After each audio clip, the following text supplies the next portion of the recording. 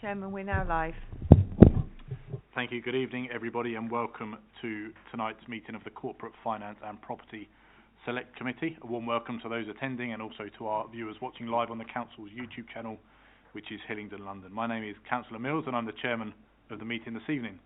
Details of the business to be considered are shown on the agenda, copies of which are available in the room and accessible online under the live broadcast. For those present in the room and intending to speak, please note that you'll be filmed and any statements you made will be recorded and made public. A reminder that you will only be able to be heard if your microphone is switched on. We're not expecting a fire drill this evening, so if the alarm does go off, please follow officers to the fire exits and out of the building to the designated meeting points. Before we move on to the agenda, I'd like to introduce the councillors and officers present who are here this evening. So, starting on my right, Councillor Farhed Chubadar, Councillor Richard Lewis, Councillor Steve Tuckwell, on my left, Councillor Tony Edgington, and Councillor Lindsay Bliss. Joined by a number of officers this evening who are as follows: Naveed Mohammed, Head of Business Performance and Insight; Alex Coman, Director, Safeguarding Partnerships and QA; Richard Dawson, Head of Community Safety and Enforcement; Kate Kelly-Talbot, Director of Service Delivery, Adult Social Work; Cathy Nubley, Head of Waste; Rod Smith, Head of Housing and Tenancy Management; Gary Pentecost, Head of Repairs, Engineering, Planned Works and Facilities Management; Liam Bentley, Operations Manager, Repairs and Voids; and Liz Penny, Officer from Democratic Services. So now moving on to the agenda for this evening. Agenda item 1 is apologies for absence. Yes, Chairman. Apologies for absence have been received from Councillor Harangi and also from Councillor Graham, with Councillor Tuckwell substituting. Thank you, and thank you for substituting. Agenda item 2, any declarations of interest in matters coming before us this evening? No, I don't see anything. Thanks very much. Agenda item 3, to receive the minutes of our previous meeting dated the 7th of September. Are we happy to agree those, or anyone got any questions? Councillor Edgington? Yes, there were two points which I wanted to raise. One was that I wondered whether there had been any further progress with regards to the accessibility on the Hillingdon Trail, which was under 24. Remember that last time there would be confirmed the option of kissing gates to replace dials would be explored further. Yes, we don't have any further update on that, but I can certainly follow that up for you, Councillor Egginton. Thank you.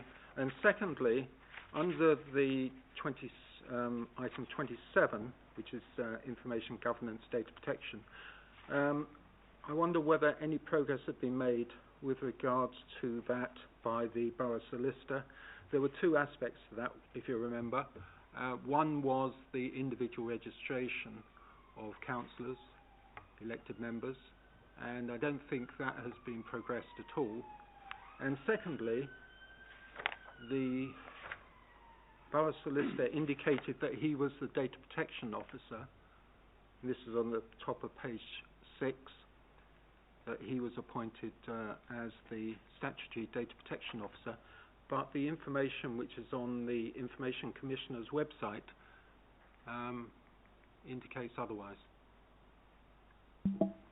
So I know in terms of, we did get a response from the Borough Solicitor on part 1, I think. That was circulated in the last week or two. Liz, do you yes, we did receive a response from the Borough Solicitor, which I circulated to members, but I can certainly just read that through if you'd like me to now.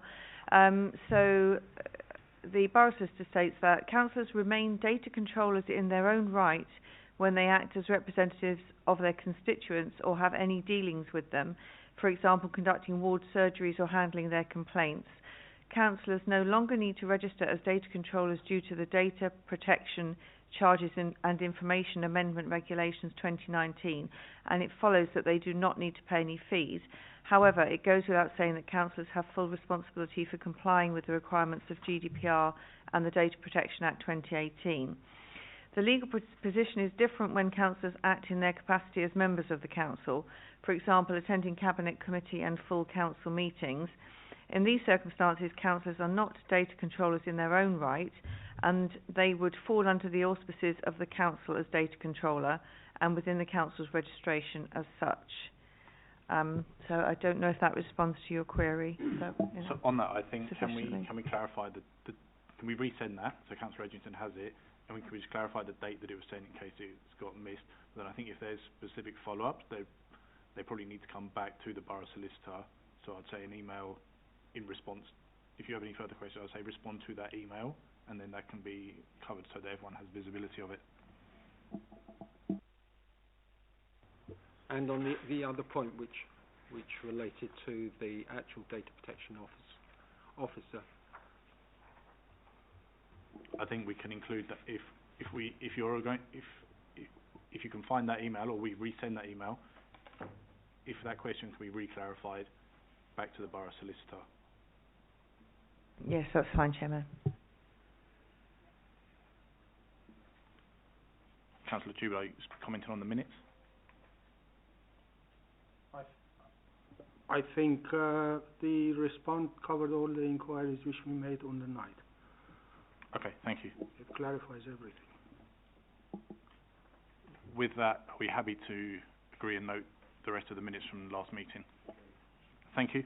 Agenda item 4, to confirm that all items before us this evening are part 1 and will therefore be considered in public, which brings us to agenda item 5, which is our review into the performance monitoring and reporting in Hillingdon. So thank you to all of you who've joined this evening. Hopefully you've been able to take a look at the report to get an understanding of what we're doing, and in terms of being briefed in what we're hoping to gain and garner from you this evening. I think as a committee what we're looking at is what information and data do we as a council pull together, how's this done in different departments. Naveed's obviously been involved from all the sessions we've had to date, and understand that he pulls together lots of data for you as it's requested, and then we're trying to understand how does that then help you in your teams. Do you decide what data you ask for yourself? Does someone tell you what data you're being given? How do you use that? How does that filter down into your teams? How does it filter up to the corporate management team? That's where we're looking at this from, to see how are we doing in terms of getting our data and how well do we use it. So that's the brief or starting point. Naveed, I don't know if you wanted to say anything, or if we wanted to sort of speak to each individual, if I say service manager, if that's right terminology, or how people wanted to sort of represent their own views on this. Thank you, Chair. So, in fact, I've had briefed colleagues around the table. Obviously, we've had, I think, 2 or 3 sessions on this now. We've painted a kind of corporate picture and how data is organised, how it's pulled together, what's produced, and our relationship that we have with each of the kind of directorates that are around the table today. And I suppose it's this opportunity for colleagues to kind of tell their story, to see, once they receive the data, how it's used, but also some of the gaps and the challenges that exist as well, just kind of get that fuller picture to see, kind of areas for improvement as well, which I think are important to cover. So it's really for kind of colleagues to detail that within their own respective areas. Okay, thank you. If that's okay with everyone, I don't know if you have a preferred order, or if anyone would like to go first. Otherwise, happy to start. Go around my left from Alex, if that's all right. Thanks, Chairman. I mean, just a very brief summary in terms of how data is used in children's services. In children's service, there is a number of statutory duties in terms of performance, in terms of collection of the data, and in terms of the reporting of the data at national level. I think to kind of put it quite simply in terms of how we use the data, we use the performance data that we have. For starters, we have data that's kind of looking backwards, when we're looking at the performance over the last month, over the last year, over the last years. We're looking at compliance, we're looking at the resources that we use, we're looking at capacity, and so on and so forth. But we also want to have some data to look forward, which is kind of doing the forecast, doing predictions, what's going to happen in the future, what the demand is going to be like, because that is where we decide how we allocate our resources, how we align our resources and services to the forecasted demand. So I'm not quite sure if you have any specific questions about specific areas of service, or how do you want me to present what we're doing in children? Because I think in terms of children, we are probably, I don't know, data, I would assume we're kind of one of the biggest users of data, because just to put in the context, every year we get more than 20,000 contacts for children in Hillingdon, and they get progressed to various levels in various ways. And then we have statutory requirements to process that data, to record it, to report it at the end of the year, to report it nationally, we have various agreements pan-London and locally to share the data with other boroughs, to benchmark ourselves against other statutory neighbours and against other boroughs. So there is a lot of data used in various ways depending on the need of the service. And then we have specific projects, we have specific developments, or we have specific pressures in the service, or we see them emerging, and we need to be very clear what's going on in that part of the service, what's going on with that project. So again, we know how to respond to that particular pressure. So I'm happy to take any questions or about any of the areas of key areas of inquiries. Yeah, certainly. So I think we can do it on this basis. So we'll have questions for each of you following your bit. I guess just for me, it's trying to think around how do you use your data to drive your decisions? How does it influence what you do next on some of it? But open up to questions. We can go further. First, Councillor Tubelar, then Councillor Lewis. Thank you, Chairman. Yeah, you mentioned your reporting capabilities at present. It can cover past, present, but you are hoping to develop future predictions, etc., etc. What are your plans in respect to that? Okay. And how are you going to achieve that? So I will start with that question. Thank you very much. In terms of the data, looking backwards, if you like, how we perform over the set periods of time, we do get some of that data. We don't get it in a usable or user-friendly format, if you like. What we get is massive databases, massive Excel spreadsheets that then we will have to manually adjust and manually filter, and so that is not the easiest way to use data, and I think we could do that much better. In terms of the future demands, in terms of predictions, I think, to be fair, we probably know what we need because we know what the questions are. We see the pressure increasing in various parts of the service. We see the pressures we forecast the pressure increasing based on various other factors in Hillingdon or nationally. So I suppose our question is, what is the predicted model? And that then goes back to Naveed and to his team, who are really working hard to try to collate all that information, look at the trends for the last few years, and try to put them together. But I suppose the key element to mention here, it's about all data, all this forecast is done ad hoc and manually by officers.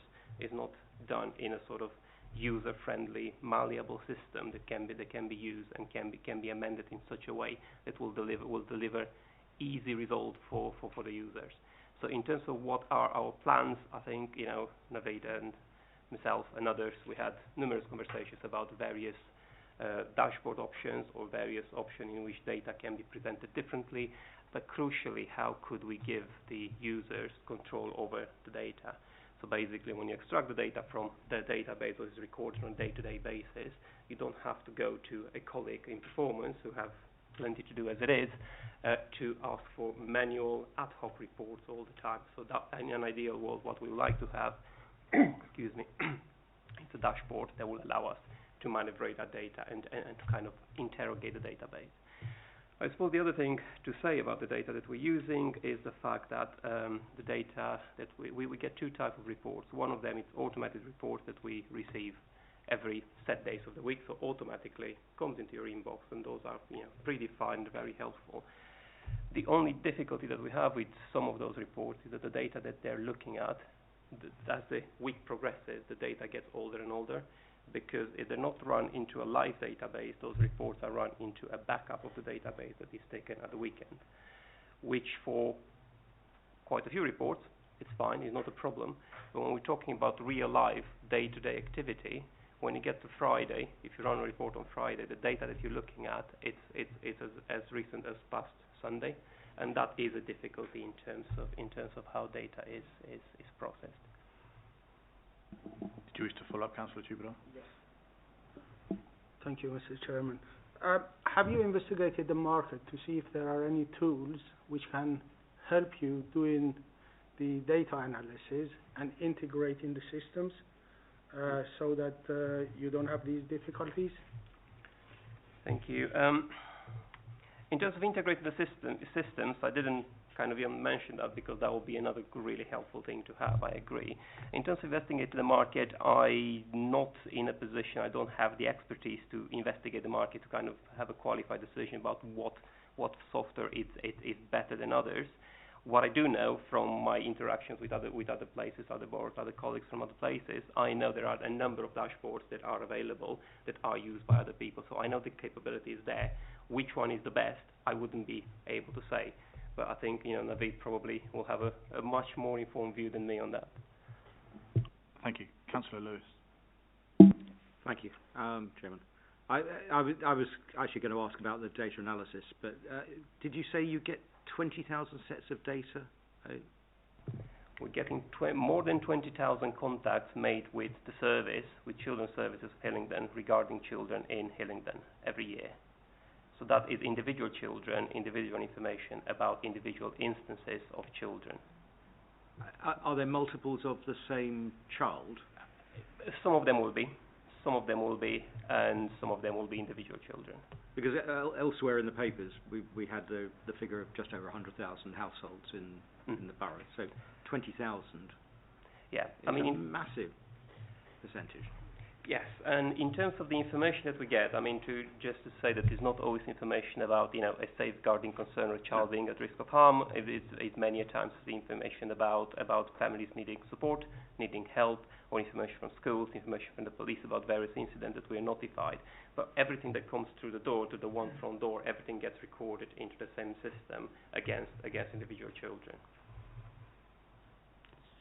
It's a massive issue, obviously, but secondly, there are programs and statistical tracking programs out there that already exist for human geographers. So there, and to be honest, I think in excuse me, in working with Naveed's team, they do the best they can in terms of the software that we have available to us, in terms of the mapping geographically areas of demand, in terms of various factors that we have to report, especially on the statutory front. But I agree with you. I know there's softwares out there. I can't make a judgment about which one it's. I know which ones I like, but that doesn't mean they're better than others. So yeah, I agree with you. There are. Sorry, I don't want to hog it, but if Naveed can't help you, there's I presume the statistics department at Brunel must have statisticians and human geographers who could definitely help you. I'm sure they would. I'm not quite sure we have a working contract with Brunel that will facilitate that at the moment. Not to say that it's impossible, but at the same time, the other thing that I would advise caution is about how do we share the data. GDPR was just mentioned just now in terms of data controllers, in terms of GDPR UK, and obviously we can't send individual data about children, about families outside the organisation, outside our data protection protocol. So that is a difficulty. Thank you, Councillor Edgerton. Thank you, Chair. Thank you, Alex. I've known you from previous committees on other issues not to do with statistics so much. You mentioned that a lot of it is manual, the data. How many people are actually producing the data? I guess it's almost every member of staff within your department. And how is it determined that the data is accurate? I think I'll probably respond in the reverse order to that. In terms of the accuracy of data, as I mentioned, we have weekly reports that are run automatically, and we have monthly reports, and we have statutory reports, all that. Now, those reports, we do check them, and we do spot check them, and we know that they're accurate because the same reports using the same formula have been run for a long time. So those ones we know. In terms of the ad hoc ones that we have to do for a particular project or for a particular area of demand or for a particular pressure, those ones we have to rely on our colleagues in performance. to do the system testing, to do the various other tests that they do against any data report to make sure that it's accurate. And I wouldn't comment on the way you do that, but I would imagine will be spot checking. I would imagine will be kind of, some manual checking against the database and various other ways. I'm sure there's much more than that in which the accuracy of the data is calculated. And if the data does get to us and we find that there's something is not quite right, or we feel it but we think it might not be right, then we have a conversation. We go to the data, we analyze that together. So we have that conversation to make sure it's accurate. And just the second part of your question about how many people are using the data, there are different levels of use for different people, for different users. What we are getting in terms of various level of frontline workers and managers and senior managers is basically it differs in terms of people's needs. But I would say it's very important for, say, a team manager who needs to know how many children his social workers are working with, how many children each social worker have, how many visits they're doing, how many reviews they have ongoing, how many plans, so on and so forth. So data needs to be processed at every level. And you mentioned that it was, to a great extent, manual, and there's quite a lot of effort to try and produce these reports. Do you know roughly how much time is actually spent in doing, which could be removed, the time spent by actually having one of the data systems, one of the programs? It will be very difficult now on the spot to kind of assess how much time you're actually spending filtering spreadsheets and try to figure out which tab or which spreadsheet you have the information from. But I think in terms of producing spreadsheets, I think probably Naveed will be much better to talk about that, because his team are the people who are extracting that, put them into spreadsheets.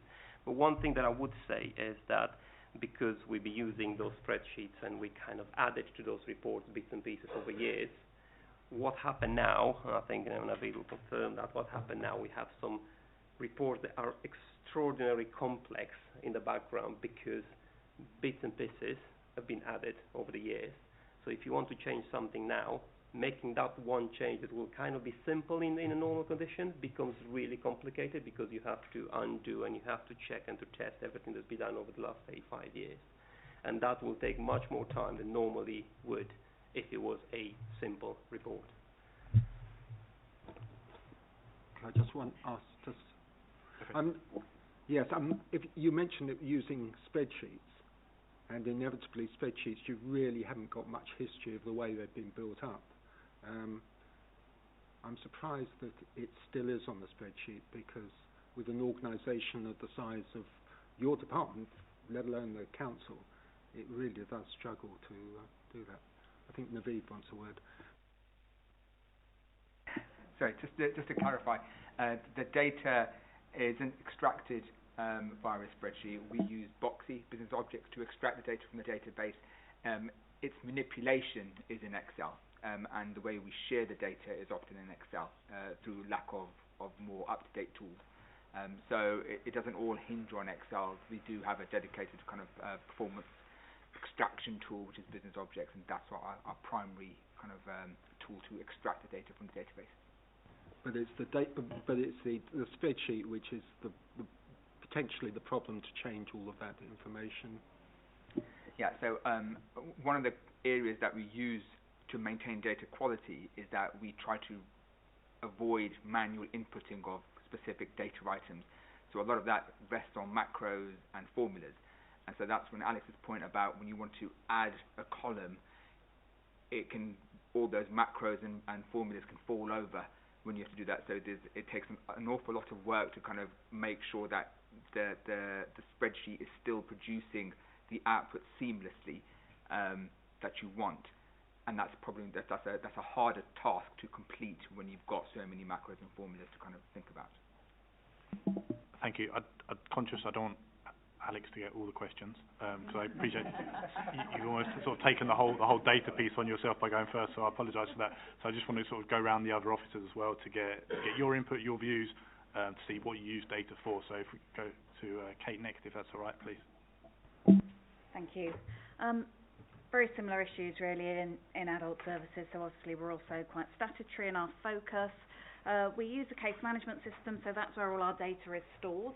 So all of our activity with residents will be within our secure case management system. Naveed's team will then extract that data for us. So it's all in there, but you would need to go into each of the individual client records to extract it otherwise. Similar to Alex, we get weekly, fortnightly and monthly reports, which are standard reports that report on a lot of our statutory operations. We also have some bespoke reports, and they're more sort of dashboard style. I think we do get all of the information that we need, but it might be that we need to look across several different reports in order to understand, for example, the totality of the activity within a specific team. What the dashboard does is bring some of that together, so you can see information from the various different reports all in one place. That's very helpful. As we have touched on, though, that is quite a manual exercise. It takes quite some time for the team to build and share. And then we have the risk that by the time that the dashboard is shared, that the information is already getting a little out of date. There is some information that we can draw directly from the case management system, but it is quite limited. And in addition to that reporting, we also have ad hoc reports. So as Alex has described, there might be a particular issue that we're looking at. There might be something we want to do more of a deep dive into, and we will work with Naveed's team to sort of develop bespoke reports to inform a particular issue or concern. In terms of how the data is used, I think there's a combination of things. I mean, we do have a wide range of different statutory returns that we need to do. We often in adult social care have returns for example, ADAS. So we use it for those national returns. It can be used for benchmarking, but a lot of it is actually just used by managers in terms of the management of their teams. So it might be around an individual manager and how they're managing their team of social workers and making sure that we haven't got delayed hospital discharges, that safeguarding is being progressed in a timely way. And then at a service and head of service level, it's used to kind of allocate resources. So we look at activity across the teams and we might allocate staffing accordingly. So they're the ways we're sort of using this data, as well as the sort of benchmarking against our comparator authorities.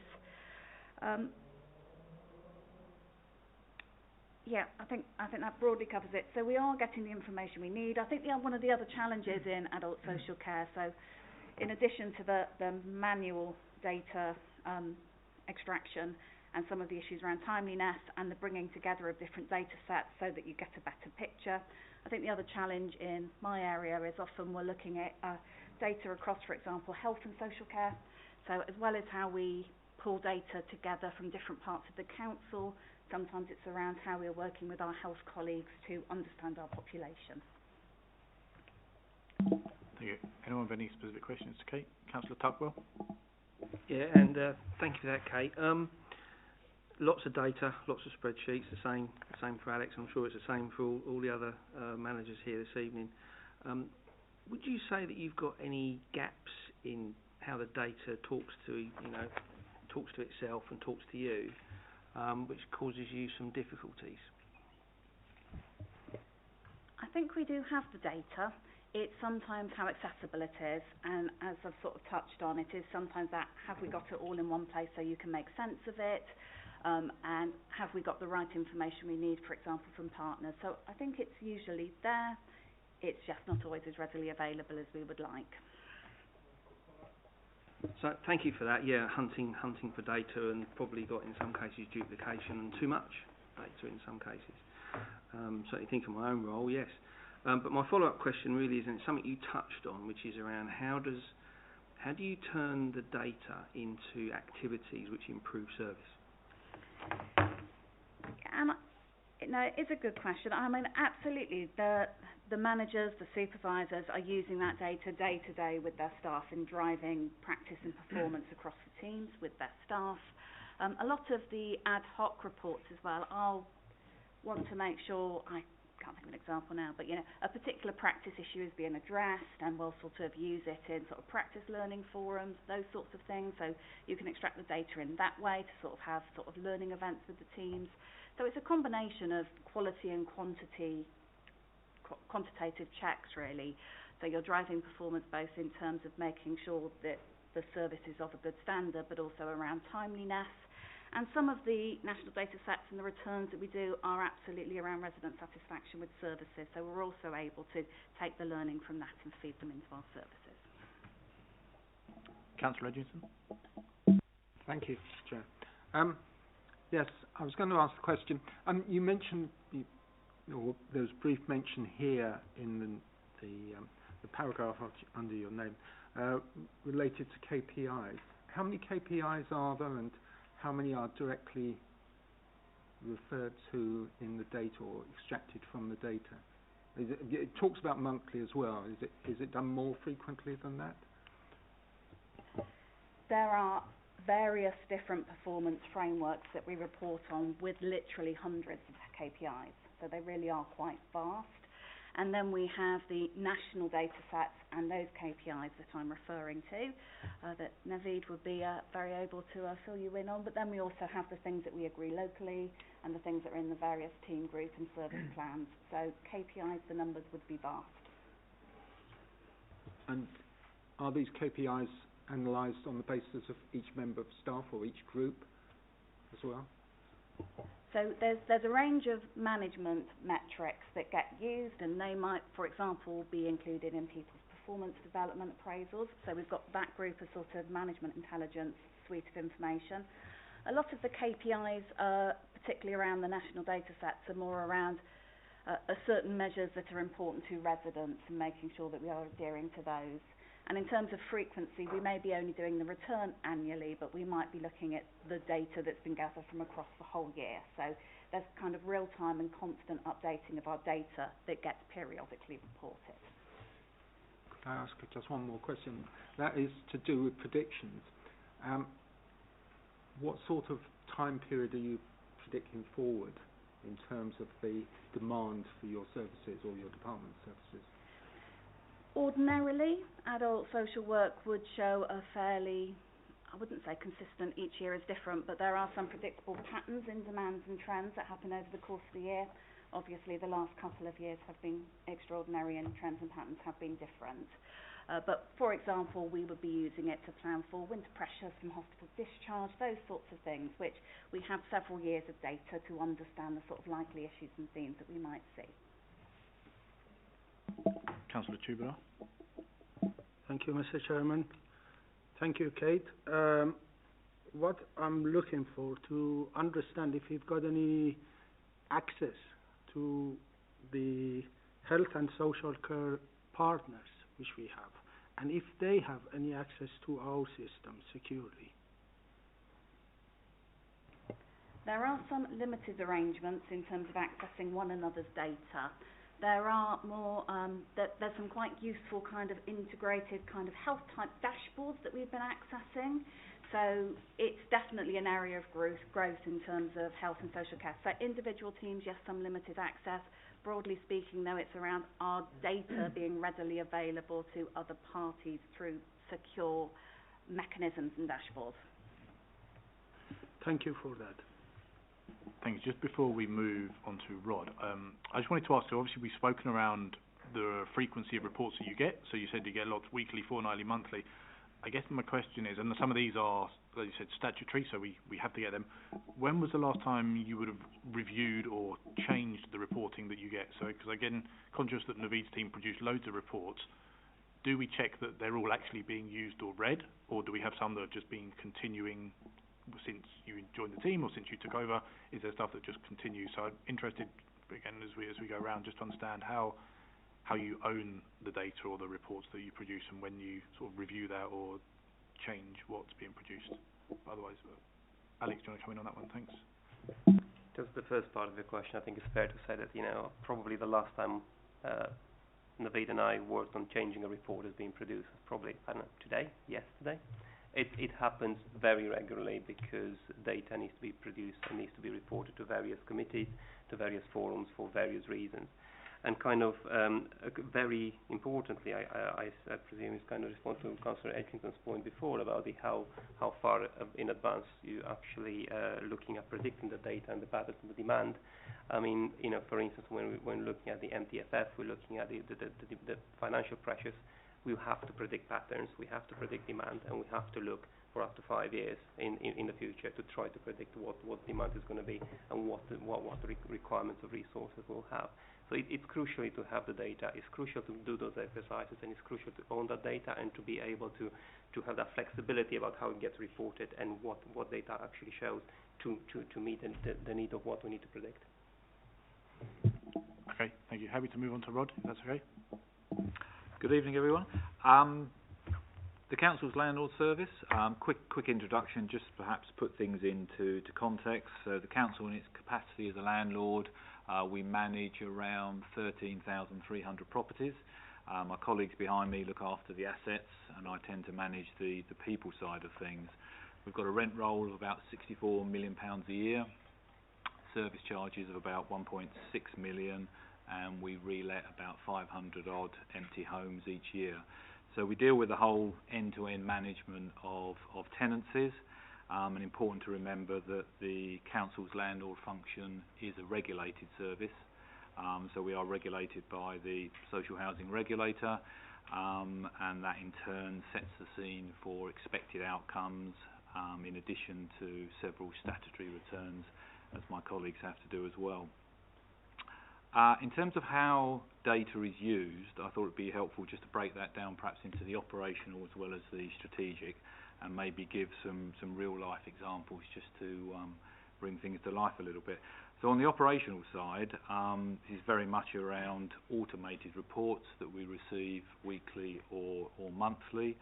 So this is tailored sort of performance information, activity information, very much to support the delivery of our KPIs, and obviously manage the workforce, manage the teams. Notably, big ticket item for us is obviously to protect and support our income line, because it's our income line that pays for services to tenants and leaseholders. So a couple of examples, particularly from last year, to bring things to life. A weekly data set that was developed between ourselves and colleagues in business performance. At the height of the pandemic, our debt levels were going up about £100,000 a week. So that was fairly significant, as you can imagine. So this data set certainly enabled us to repurpose particular staff groups to target bandings of debt, particular high-risk tenants in terms of falling into arrears, support tasks, and effectively that data and that regular data set to be able to track debt, to track individuals, supported the stabilisation of the debt last year and our recovery work as well. Empty property management, again a big ticket item for us, involves several teams in an end-to-end process, lots of handoffs, and working with business performance. They've been able to bring a sort of visual representation of the end-to-end void process, so that we can actually see at a glance, colour-coded, where delays are, where bottlenecks are, what we need to unpick on a weekly or monthly basis, whether they're resource issues or performance issues.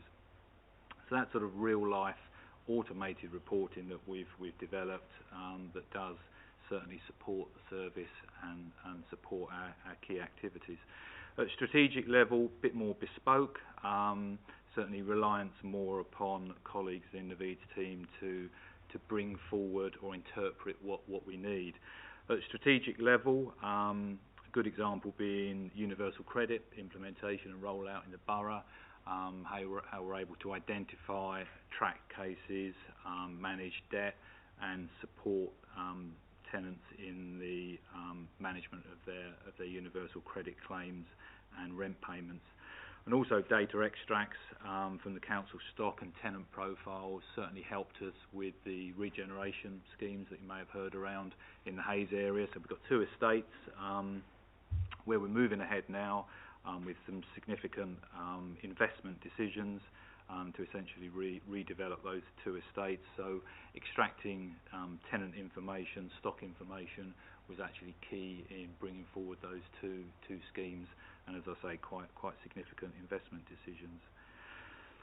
Moving on then about how the landlord service effectively uses the business performance team, and I probably couch that in terms of almost like a consultancy service. It's probably the best way I could describe that.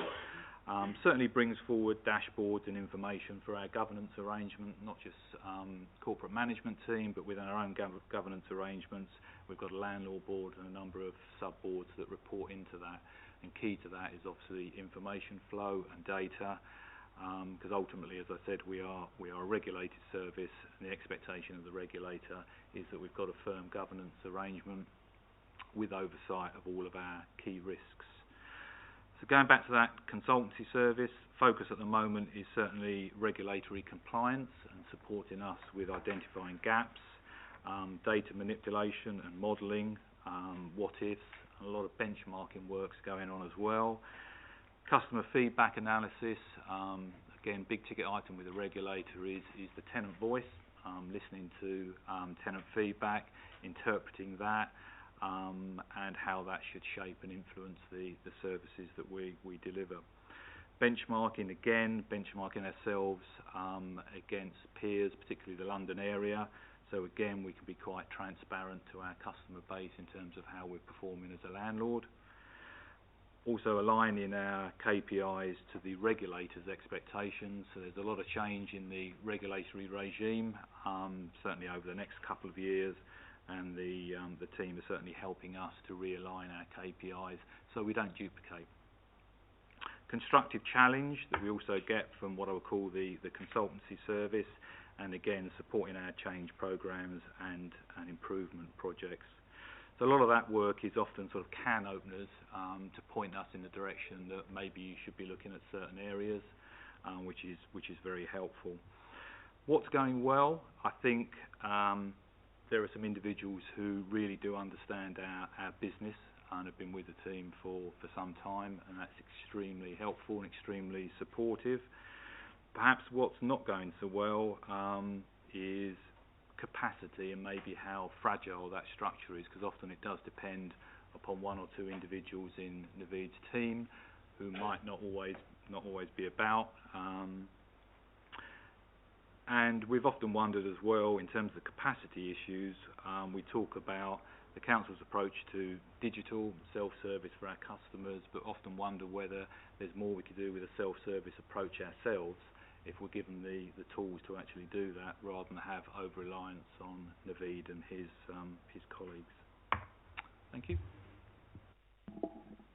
Councillor Tubero. Thank you, Mr. Chairman. Thank you, Rod.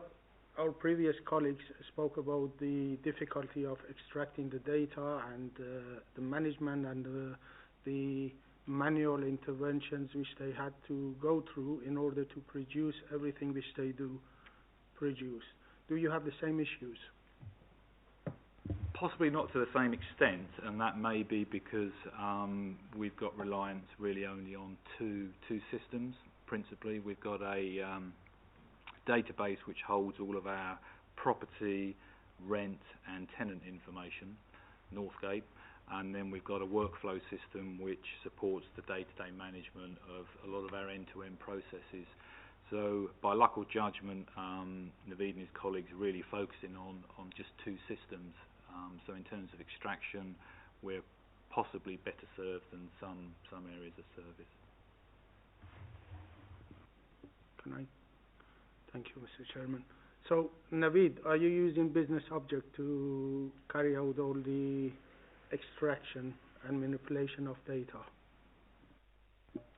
Yeah, so for our large areas, which Alex, Kate and Rod cover, the adults, children and housing, it is Business Objects that we use to extract all that information. Thank you. Councillor Lewis. Yeah, again, I'm afraid it's to Naveed, but I sit on a working group for the RAF, which is a digital transformation. Do we have anything like that in-house? Are we?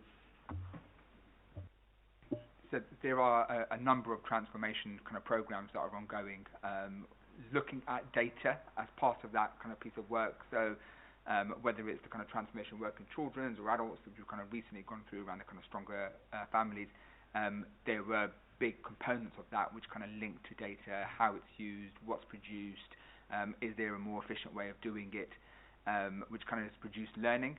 I suppose for us, is the kind of next step is how to kind of action some of that learning, to kind of bring in some of those new tools and ways of working, which often then comes at an expense, and I think that's the kind of balance that you have to then kind of contend with.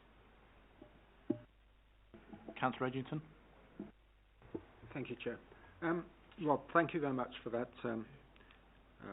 information. Is there information? You mentioned you've got two systems, data systems. Is there information in the second which gives details so that you can proactively plan for repairs, major repairs, such as upgrades of boilers and rewiring for the tenancies which are managed? Not in the systems I use. I look after the people side. As I said, my colleagues behind me look after the assets. So my focus is really the management of the tenancy and the tenant, whereas Gary and Liam behind look after the assets. So that's the day-to-day repairs and the planned works. But I'm sure there'll be a large number of data sets going into the analysis of stock condition, whether it's direct survey work or analysis through day-to-day repairs and spend on particular areas, be it failure of flat roofs, window renewal, life cost in use and life cycles, that sort of thing as well. But if you want me to pass over to Gary behind, I'm sure he'll. Yeah, Gary, if you want to speak, you need to come to sit at the table for the microphone. Otherwise, all of the people watching online won't be able to pick it up.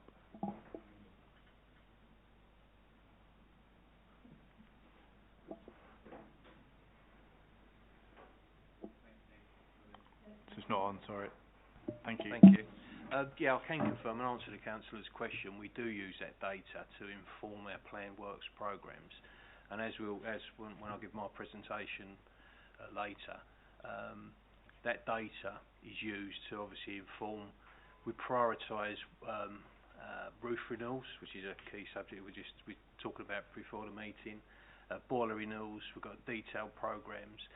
And I've been in consultations today about the financial plans for investing in our elemental stock renewal. So we do use the data to inform programmes. And how much data have you got related to the work which has been done? For example, when each boiler was installed and the level of insulation in each property? Yes, Chair. We've got extensive data on age profiles of all the boiler stock. We know the construction of all our properties. We've got EPC ratings of the vast majority of our stock, and we just successfully delivered a Green Deal Phase 1A, which was concentrating on property insulation, limited programme, property and loft insulation, mainly targeting cavity walls. And we've just submitted a bid based on our stock data and our asset data for Wave 1 of the government's latest grant of 160 million. So we're putting a bid in for funding, we hope, funding some of our properties for dealing with solid wall construction, either external or internal installation. We're putting some proposals together as to confirm the best way of delivering that work. It's basically going to be a fabric first approach. There's a lot in the press at the moment about air-to-air heat source pumps and PV panels, which are very expensive at the moment. But the fundamental or key issue is to ensure that the fabric of the building is effectively insulated before we move to heat pumps, because that's quite if the heat load of the property is too high, it won't work. There's a lot of work to do there.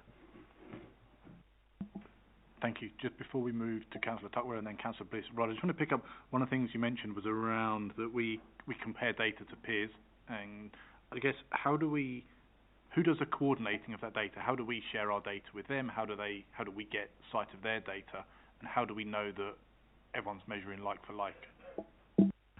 We use Housemark, who are involved in a consistent approach to benchmarking across a significant number of registered social landlords, local authorities and ALMOs across the country. but we've joined a benchmarking Just ALMO's is... arm's length management organisation. Okay. So it's where the council's just simply passed the management, not the ownership of its stock, to a third party. We've joined a benchmarking club for local authority in London. So that's our benchmarking peer group.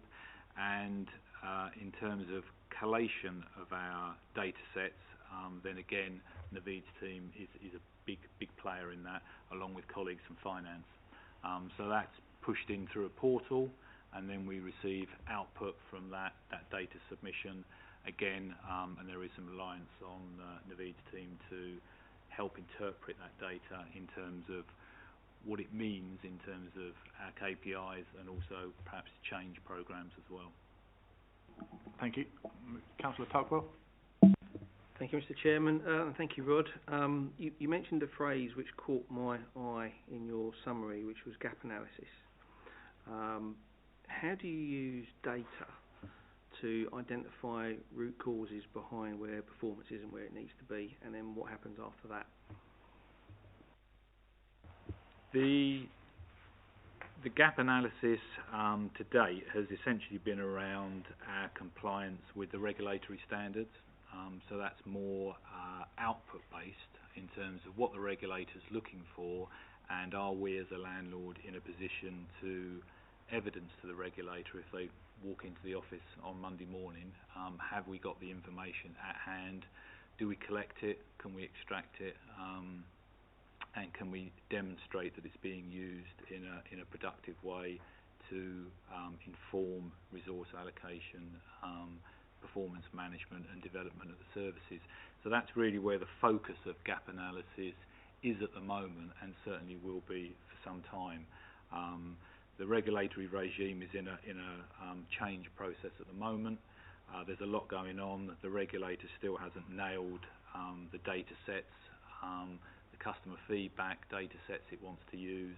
So we're in a little bit of a state of flux, but we are being supported, as I say, to align ourselves is probably the best phrase to the regulator's emerging expectations.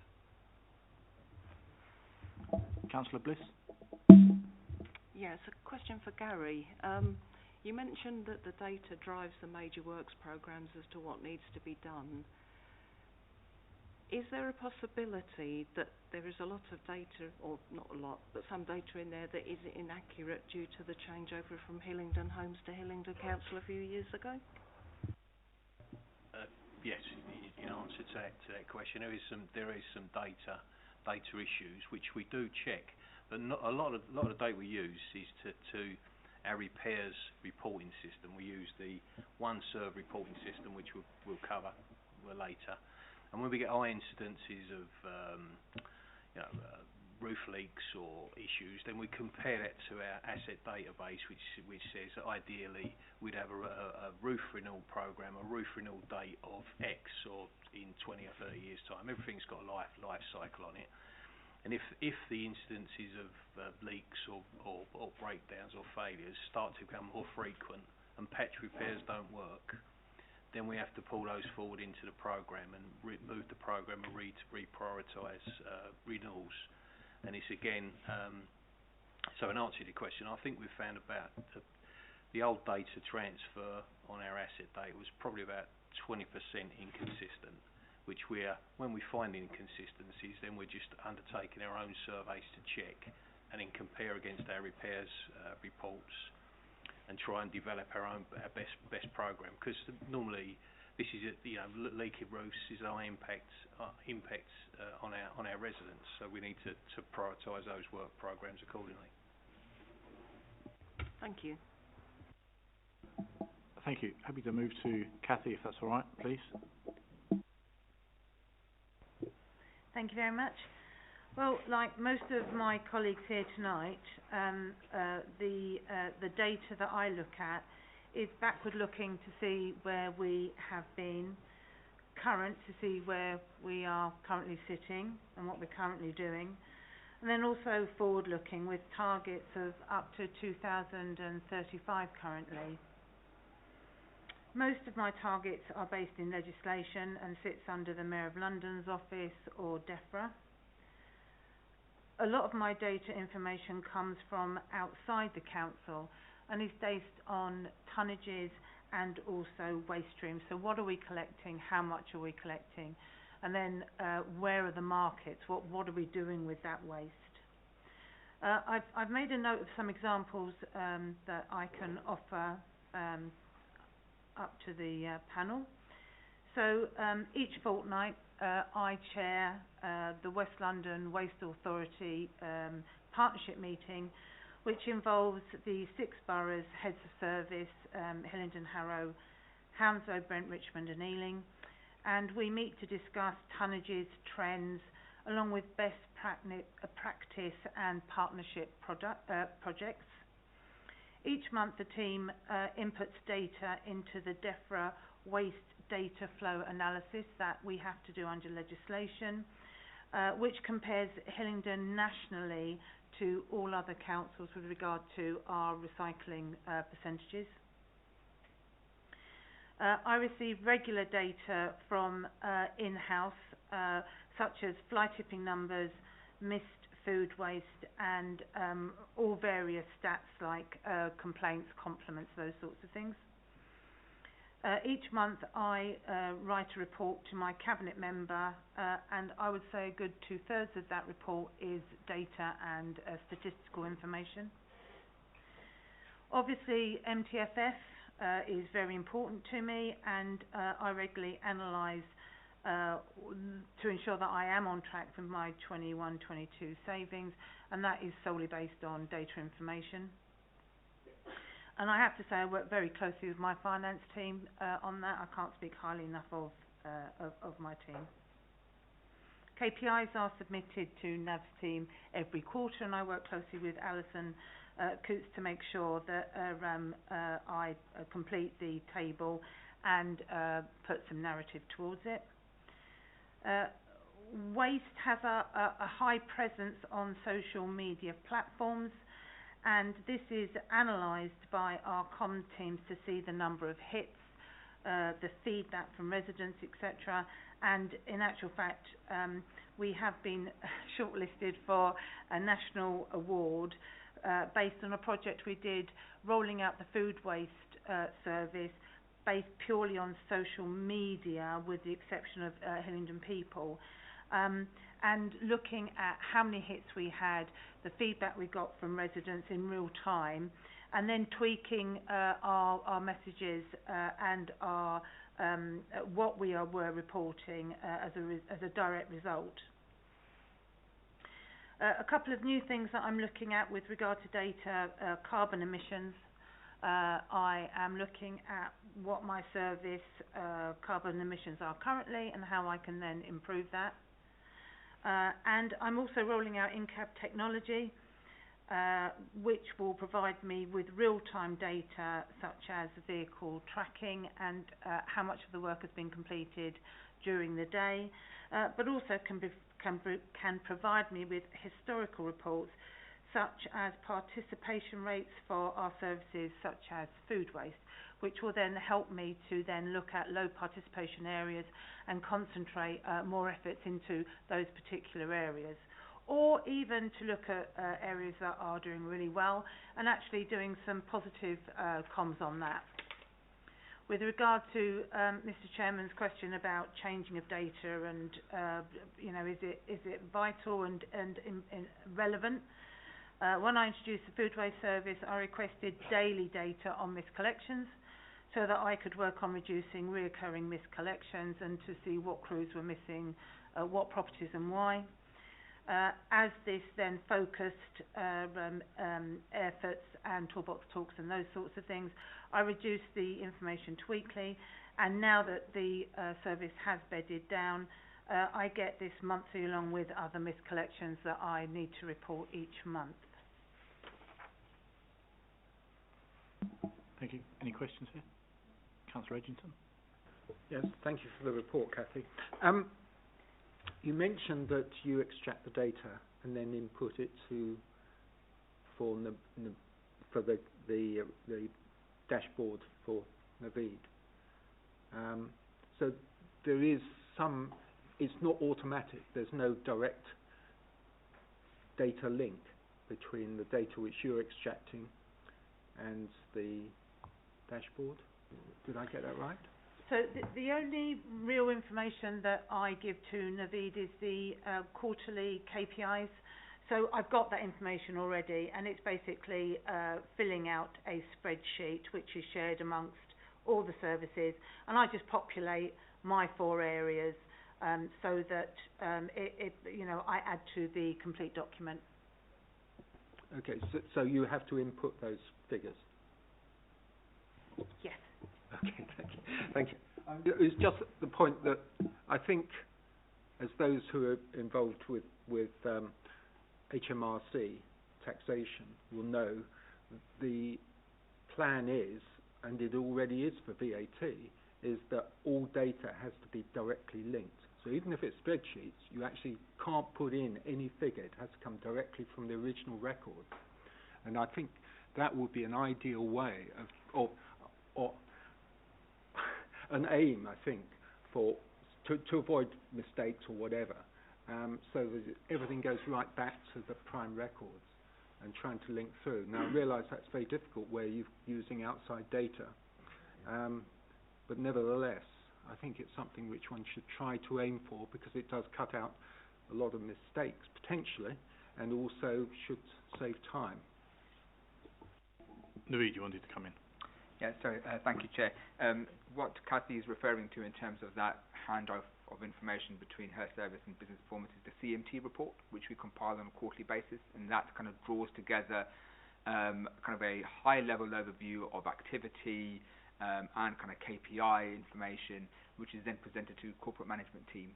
And so in an ideal world, yeah, that would kind of just be automatically populated from the source documents, but because it is a combination of so many different metrics from across the organisation, and in addition to that, what we try to do is add that contextual information as well, the kind of qualitative information that helps kind of understand or place those numbers in some context. That's a manual exercise that we have to do in collaboration between me working with Alex, working with Kate, working with Rod, etc., to kind of bring that narrative together for CMT. Thank you. I just wanted to ask, so obviously just referencing their CMT, and I see it's covered in the report. Can I just sort of take a quick swing round to see, does everyone do something that feeds up into the CMT balance scorecard, or does it, yeah, so everyone feeds into that? Okay, thanks. If no further questions on that, Richard, thank you very much. We'll move to you. Hi.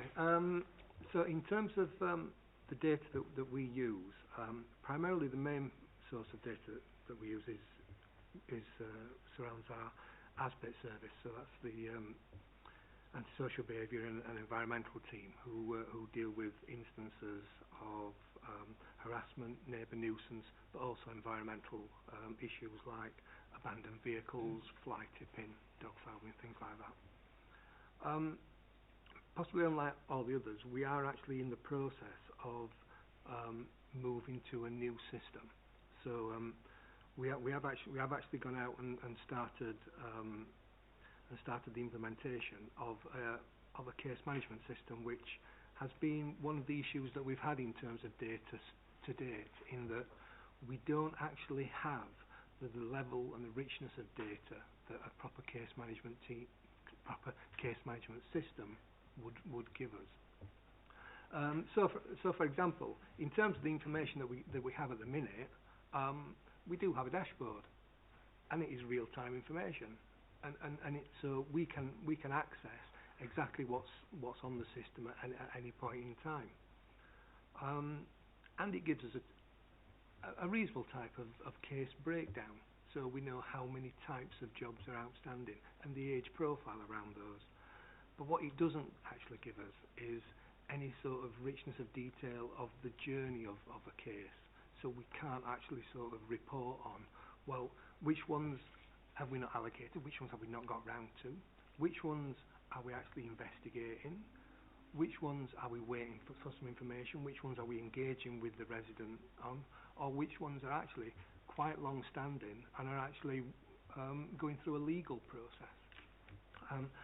So that is the sort of richness of information which we, our service really needs this case management system for. So in terms of in terms of the team, from an operational point of view, that really sort of holds the team back, because we can't actually get that information in terms of in terms of the officer's performance, and how each type of case, each type of job is actually performed at any one time. But we do have quite good information in terms of how we've done in the past, and what type of information, what type of jobs we've received in the past, which has actually helped us, because we've recently gone to a more localised method of dealing with ASB, particularly on the environmental side, where our officers receive work allocated based on the ward. So actually we can actually look at the previous information that we've had to actually gain information as to sort of what types of jobs are prevalent in each ward, and we've used that information to actually work out an allocation of work for each particular officer. So in terms of what we've done in the past, that information is good, but and sort of look at strategically how we need to go forward, and that's been quite useful. But actually, from an operational point of view, I think that the data that we've had at the moment has held us back, which is why we're actually moving forward with a new service. Thank you. So what I pick from this is from all the services, yours seems to be one that is almost seems self-sufficient. You've just got your own case management. You don't seem to be leveraging anything within business information. Is that fair or correct, or am I misunderstanding? Sorry, could you just put the microphone on? We have used Naveed's team in terms of collecting a lot of that information. Some of the information we managed to get out of the system ourselves, but we did actually use Naveed in terms of some of the trend information, which was really useful. So we have information sort of in terms of when most of our queries come in. We receive about 12,000 jobs a year, but and we know that when the vast majority of cases come in. I guess the challenge there is that most of the jobs come in during the summer, and particularly our high volume jobs, which are things like noise nuisance, rubbish accumulation. A lot of that activity does unfortunately happen in the summer. But what it does mean is that because of that data that we've managed to gain, and which Naveed's managed to get out of the system for us, it has meant that we can sort of allocate some of our resources better than what we may have been able to do in the past. Great, thank you. Councillor Edgington. Thank you, Richard, for that. I seem to recall that internal audit had some concerns about ASBET. Was that linked to the problems with the management system, the data management system? Yes. The case management system? Yes, so, some of it definitely was. And we're now using a different system, but it isn't a case management system. Now, so as I've said, some of the information that wasn't available before is available, so that real-time information about what's happening is actually available. What it doesn't address is that richness of detail in terms of our managers being able to manage a case, from when it comes in right through to completion. So, if I understand it right, you're saying that you still need further information or a way of recording that information. So could that be done within a system, a data system? Absolutely. A proper case management system will give us that opportunity to actually report better information, particularly in terms of how well our cases are progressing, and from an operational point of view, give our managers greater oversight in terms of what's happening with the cases. Right. And presumably evidence if you were taking the case any further. Absolutely. So an example of that is that some of our systems don't actually allow us to keep a great deal of information. Now, some of our prosecution cases, do involve, a lot of information, but the systems that we have means that we have to keep some information on a different system, which is not ideal. So actually what we need is a case management system which actually encompasses every aspect of a case from start to finish. Thank you very much. Thank you. I just wanted to ask one question around the, as I say, consistency or sharing of data. So in the report here, both Richard and Kathy, but you both referenced fly tipping. That is something that you reported on, or you do report on. Do we think you'd be reporting the same numbers, or do you report in different aspects of fly tipping? And I guess what I'm trying to get to is, are two of you basically potentially doing the same job, and can that data be shared, if one person does it, be shared with the other team? I guess from Kathy's point of view, what she's looking at is examples of fly tipping which they've actually been out to look at. What we're looking at is, from an investigative point of view, whether we've been able to do any sort of enforcement action based on that report coming through. Okay, so one is like an investigative, can we get to a solution? The other is, if I say more of a count or a track to know how many issues we've had to spot trends in certain areas. Yeah, I mean, I think Richard and I get the same data, but we may do something different with it. So I know all the reported fly tips, whether it's on public land, which I would deal with, or private land, which Richard would deal with, but it's from the same pool. Councillor Tubadar. Thank you, Mr. Chairman. Thank you, Richard. You did mention that you've installed this new case management system, but yet it does not actually give you everything you want. Is that correct? No, we're actually implementing it now. So we're actually, it won't go live until the end of the year. What we're actually doing is working through our processes to get them into that system, and then we'll go through a series of training and testing on that system. My issue before was that we did have a system before. We're actually on a bit of a sort of another system, sort of a bridging system, because the other system was about to sort of be archived. So we're on a different system, but it's not a case management system, which we will be implementing at the end of the year. Okay, so to fully understand, the new case management system which we are deploying is going to answer all our questions. Yes. Thank you for that. Thank you. I just wanted to ask, I guess, across each of you, in terms of upward reporting and challenge you get on your data you produce. So you have data within your roles, within your service areas. What I say upward in terms of your directorate level and in terms of cabinet member responsibility, what interaction do you have around that? Is there a challenge, or do you share that with them? Do they? And again, I guess this is both from executive and council side. What engagement and challenge and questions do you get around these? Alex.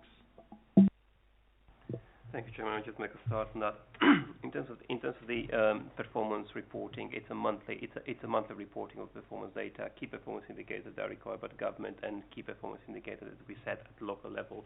And also, it's quite important to, I think as Kathy was saying about the reporting against the MTFF, against the spend, and making sure we have that reviewed regularly.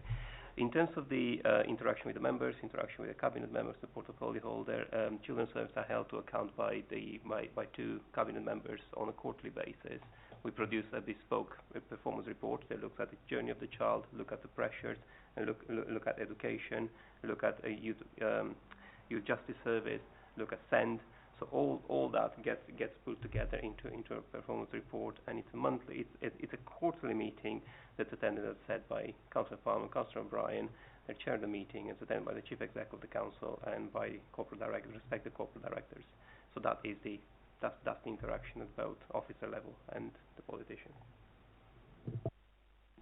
Thank you. I guess, does anyone else have similar contrasting experiences in terms of what they do? If that's all right. Yeah, Mr. Chairman, just to say that I meet monthly with my cabinet member and my director. I also meet with my director every month on a one-to-one, and obviously there is high scrutiny each month with my financial team to make sure MTFF targets are met. And again, just clarifying, this is scrutinising around the data and everything. This is outside of sort of, per se, regular, normal interaction. This is data-specific pieces as well. Okay, thank you. Yeah, a lot of work is done on tonnages, which equates to pounds, shilling and pence, really. Naveed, thanks. Chair, just on that point about upward reporting, the CMT report is quite important in this context because we work very closely with directors to determine a set of indicators that are then going to be reported to CMT on a quarterly basis. It is quite vast. It's about 97 indicators drawn across the spectrum of our services, and that's been in place for sort of several years now. And there is that robust challenge. So we go by exception reporting. The indicators are RAGs, so red, amber, green, depending on what the target is or the direction of travel is.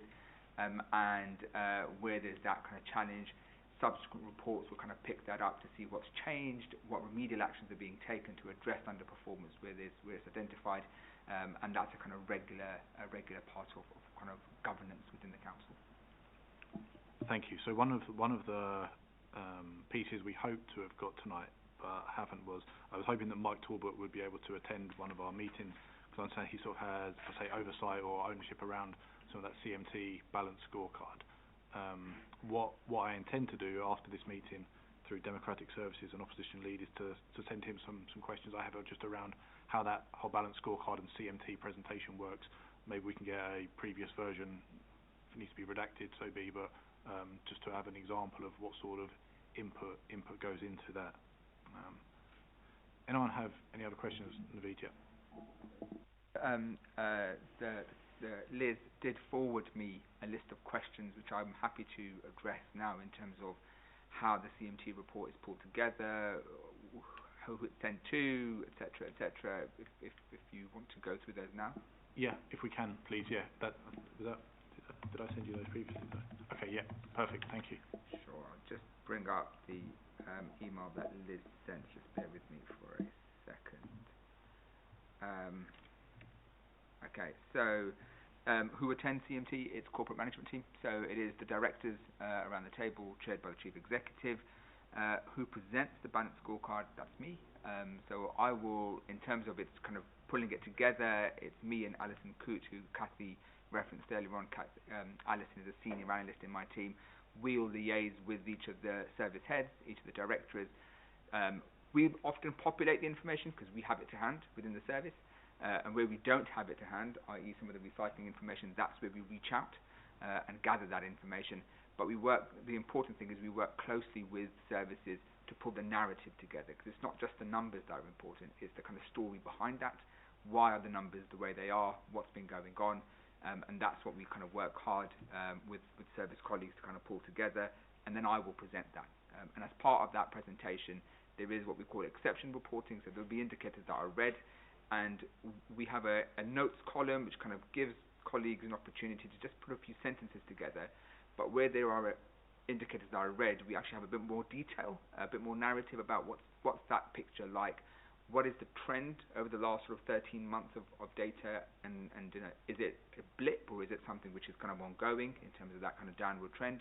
And then what are services doing to remedy that, and when do they expect that to be kind of turned around? That's the sort of narrative that we pull together and present back to CMT. Doesn't get shared with anyone outside of the meeting. It's shared with CMT, and it's kind of part of a formal agenda. It's diarised in for the following 12 months, and we try to diarise it within a reasonable time frame. So, for instance, end of the current quarter, also end of the last quarter was end of September. The next CMT is next week. So within sort of 3.5-4 weeks of that data, we are presenting it to CMT. So it's kind of as up to date as it possibly can be. There was a question about who determines the measures. So this is part of the ongoing conversation that we have with directors. So it'll really be about what is important for the service, whether it's kind of telling that story about pressures, about the links back to MTFF, whether it's a political priority, and kind of bringing those kind of those determiners to decide what goes into that, into the scorecard, and that's reviewed on an annual basis. So we will kind of go through that exercise every year to kind of see, what do we take out, what do we add in. But there are, because it is a live document, if there is something which kind of emerges mid-year, COVID being a good example, we have the flexibility to add a metric into that and then carry that information. So it's not fixed in stone, and we have that kind of ongoing conversation with service heads and directors. So how often is it reviewed? Yep, annually. And how often are they presented? Quarterly to CMT. And that's been going, I've been here for 5 years, and it's always been in place as long as I've been here. Thank you. Councillor Richardson. Thank you. I'm just going to ask probably a very simple question. There's reference made to about over 700 services. Within the report which goes to CMT on a quarterly basis, how many of those 700 are actually represented? I can't give you a figure of how many of those, but we would draw from the full spectrum of services that we deliver. So there are metrics for finance, and within that there'll be for procurement, there'll be for revs and bends, for kind of Perry's area building services, there'll be recycling, there'll be repairs. So there isn't, we don't kind of tick off each of the 700 areas and say we can have a metric for it, but it's really about the most important ones within the kind of finite space that we have within the report. Okay, and when you are presenting this to the CMT, are there any questions raised as to the makeup of these by the CMT, or well, obviously you give a narrative, but are there questions about, for example, how particular figures are made up? So are we talking about definitions for some of the... Well, yeah, or breakdown. Microphone on, please, sorry, just to... Drilling down into those figures. So as part of the discussion around the metrics, absolutely. So there is... the one thing that the CMT report allows, and it's an important kind of aspect of it, is often within children's or within adults, we will send kind of a large repertoire of metrics that only Kate and Sandra and Tony will see. What CMT does, it gives directors the opportunity to have that overview, to kind of see those indicators within another service area that they wouldn't routinely see, because obviously they're reported through a different means. And that does trigger conversations, often within a kind of finance context, because Paul will see something within parking and then may say, what's going on here, and that will then lead to a piece of work where my team will do some additional analysis and then bring that back. Could I just ask one final question? I can't remember what it was. I'm sure it's really important. I think that what I was thinking was that information which is provided to the CMT, you say that it's changed on an annual basis, and who is actually involved in the discussion as to what should be included in or what variations should be made? That's a CMT discussion. So I will bring a paper, and as part of that there will be a discussion about what metrics were kind of reported on the previous 12 months, what's important, what needs to be carried over, what additional items need to be added on. The chief executive will have a view about what she wants to see as well as part of that kind of discussion. So it is a collaborative exercise within CMT to determine that. And the question which I had forgotten to ask was, I think you mentioned last time at our last meeting that this is a period of about 45 minutes or so discussion on the dashboard on that. Is that right? It is, correct. Thank you. Okay, thanks very much, everybody. Thank you all for your time this evening. In terms of for the committee's perspective, in terms of the next steps, so we've now had two significant sessions on this after the agreed and scoping report to cover large amounts of the whole organisation in terms of how they use data, how it fits together, and moves around the organisation and is used for reporting. For our next session, we look to try to pull all of this together and make some findings, discuss those, and look to identify some potential recommendations. So if anyone has anything in the meantime outside of this that they want further clarity on, please contact myself or Liz to get further clarity. Otherwise, thank you to all of you for coming this evening. You're free to leave. Thank you.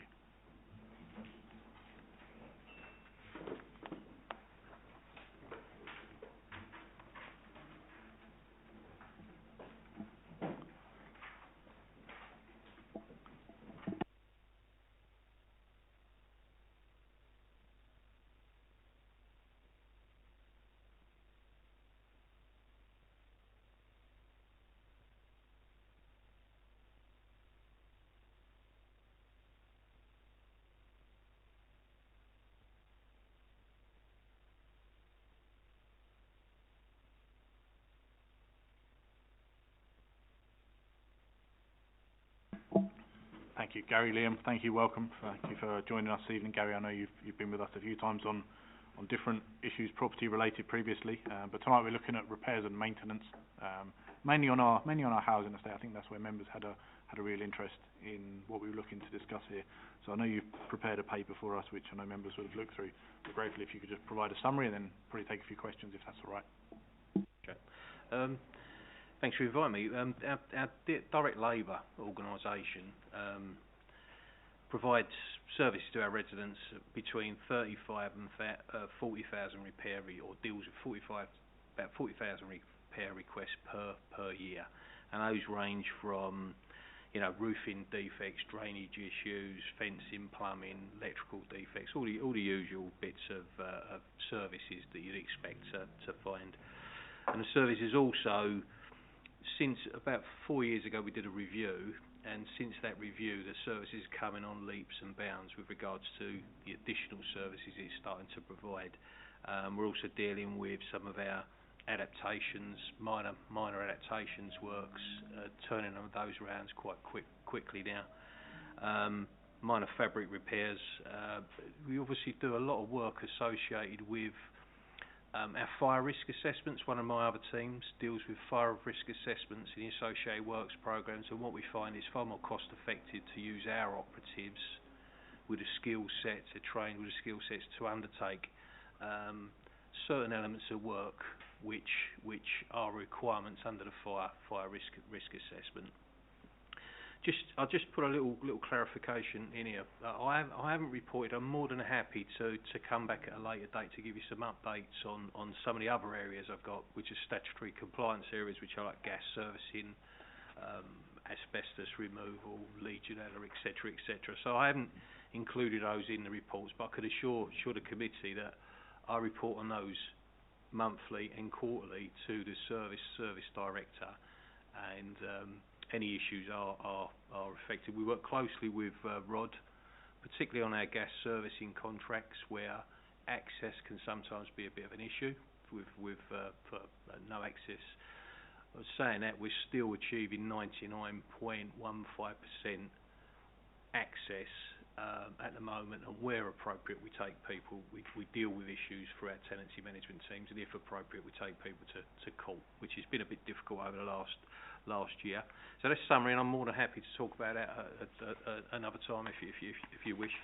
On the key performance indicators, Liam presents to myself and Perry Scott, who's our corporate director, a monthly update and report, and this Appendix A is a summary of our monthly KPIs, which are all based on measures which are measurable with any other repair service in the country, all using the standard measures of numbers of orders raised, our completions within the month, our first time fix rates, etc. But there's one mistake, and I've got to roll our hands up.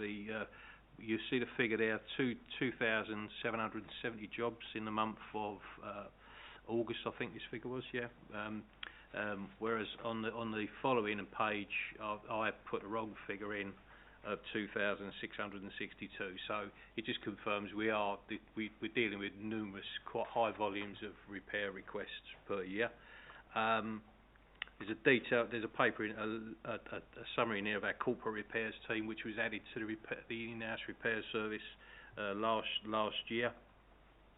And if you could see, at the present time, the team, year on year, our repairs requests are increasing.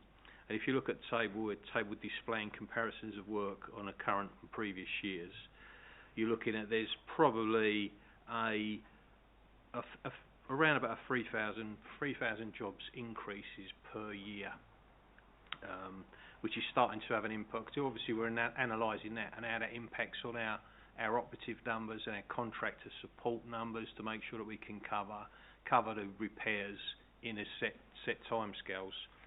And if we have to expand our support or our operatives, that's something that myself, Liam, and are talking with Perry about, seeing whether now might be the time to grow our own if it's appropriate. We also measure our own operatives' outputs, and that, again, that's on a monthly basis. So that's, you know, the number of jobs they're achieving. On average, we're achieving around just over 5 jobs per operative per day. That gives us a measure on the number of jobs that we need to allocate to external support contractors. We benchmark, as Rod was saying earlier, we benchmark against Housemark, and excuse me. And you look at our measures there, which compare quite favourably to some of the other local authorities. You know, average days to complete a repair. Industry benchmark is 10 days. We're just achieving 9.3 days on average. So first time fix, industry benchmark is 92.3%. We're achieving 93.225%. All these figures are submitted into Navid's report, which goes up to CMT on a monthly basis. And then you see in the latest Housemark figures supplied, the services and performance are good performance and relatively low cost, with the following statement which they provided. Your overall maintenance performance was above that of your peers for frontline costs, and your frontline costs are lower. This is based on a responsive repairs and voids works cost of £633. Your cyclical maintenance and major works costs are £1,558. So generally, the KPIs are good for the service we're providing. We have our satisfaction, our complaints. Again, Housemark star system review the feedback, and it's noticeable over the last sort of couple of years where the service is stepping on and improving. We are, you know, still a bit of a way to go, but we are starting to receive compliments on a job well done from our tenants. Not only complaints, their complaint actual figure for complaints against their job is about, is it point? It's 0.2. 0.2% of our jobs completed result in a 0.2% of complaints, which is a really good measure. And we're just starting to work on a new measure, which is about trying to compare the complaints, learning from those complaints, compliments, what we're doing well, and making sure that's built into our workforce. One of the issues there, there's a number of details in here on complaints and the measures and councillors' inquiries which we deal with. There's a couple of extracts there from some of the tenants actually going out of their way to make a compliment of the services, which is quite pleasing. And some of these are our apprentices as well. We purposely pulled out one of our apprentice electricians there for some compliments. Legal disrepair is an area that currently is, particularly after the pandemic, legal disrepair cases does seem to be coming to the fore, and we're getting more and more inquiries, and we're working on the root cause of those inquiries, and working with our legal team and colleagues in tenancy management to make sure that we can cover that. Our operative productivity, again, is over five on our primary trades, over five jobs per day, which is pretty good. Toolbox Talks, as I say, as you would expect, that any of these in-house trade organisations are expected to undertake work safely and to ensure that we actually have monthly Toolbox Talks. There's strict control measures over operatives working, how they work and how safely they work. And we've given a little example of the number of Toolbox Talks that Liam and his team to present, and I try and attend every quarter to just give an update if there's anything specific on any issues we've got. But generally, in my opinion, I'm bound to say that, but we're getting a service that's going the right way. Apprentices, we've got four apprentices that are employed. They're all local kids, which is really good. We work closely with Uxbridge College and the other colleges. So, and our aim is obviously keeping those four. If the four are good enough, then a lot of them are coming onto the team, and they're taking over from some of the retiring operatives. So it's a bit of a grow your own type approach. Last year we went live with our repairs ordering system, which is our OneServe active housing system, and that basically is all our operatives allocated PDAs. Every job is allocated on a PDA, closing, updates, materials used, time spent, all go back to our central system. That central system then feeds our data collection, which then informs our report. We're also looking, I think, in the last few months, we've been piloting the online repairs reporting system. I think we were up to about 360 repairs have been reported online. And on Monday, I think we're just waiting for we're looking to move that on slightly, a little bit more of a softer approach to start rolling out the online reporting. Just want to make sure that we don't fail after the pandemic, because we've got a number of non-urgent repairs sitting in our system. But material supply, on average, we're good. On average, we're spending about £71 per repair. So all these measures are included in our monthly report. We have a full stock management system, so our operatives are enabled to undertake a first-time fix every time they go to a job. If they can't, then we know what's the issue. Then the operative feedback to the base, and if we can get materials or reschedule jobs, then we do it there and then. So we try to minimise any disruption to our tenants. Sometimes it goes wrong, but most of the time it seems to be going right at the moment. We've got framework agreements with one of the big stockists, Grafton's one in competition, and they are actively they undertake our vehicle and van audits, stock takes, replenishing stock, which is and again enables our first time fix. We've got not mobile tracking, but it's a tracking system, so we can really the aim is to try and plan where our operatives are and mobilise and best use the operatives. Our voids team, Liam also looks after the voids resurfacing contracts. Last year we employed two new voids contractors. Unfortunately, they really started really well, and we're turning over, but the demand and the number of voids that we're receiving is in the sort of not far off 600 we're predicting this year, 600 voids, which is a part of the downsizing, regeneration schemes, people moving and such like. But the teams and the contractors are we've had a little bit of an hiccup over the last few weeks, which we're actively addressing and trying to mobilise additional resources to pick up the slack. As I touched on earlier, the repairs team also deal with some minor repairs associated with our fire risk assessment. Again, that's worked really successfully, and we're actually looking at the costs associated with formally registering the team for I think it's the Fire S accreditation, which requires our operatives. It's quite expensive, so we've just got that under review.